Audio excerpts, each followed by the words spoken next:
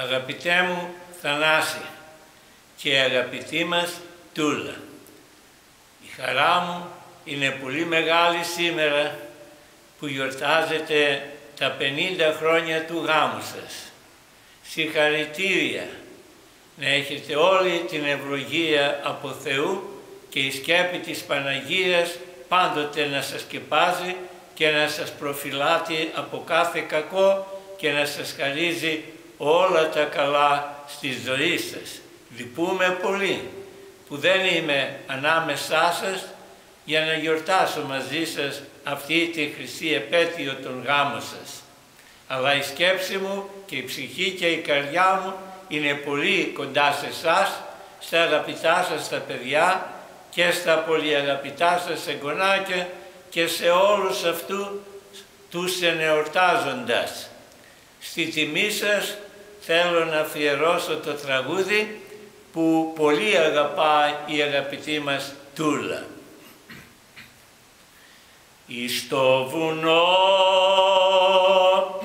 ψηλά εκεί είναι εκκλησιά ερημική, δεν έχει ψάτου παπά, ένα καντήλι θαμπερό και ένα πέτρινο σταυρό, έχει στολίδι μοναχό το εκκλησάκι το φτωχό.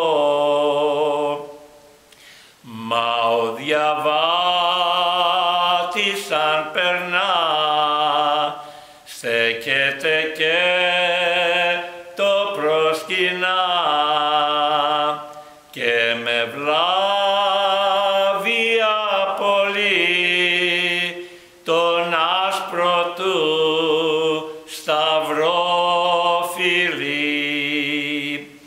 Επάνω στο σταυρό εκεί είναι εικόνα μυστική, με μάτιν έβαψε ο Χριστός και τη λατρεύει ο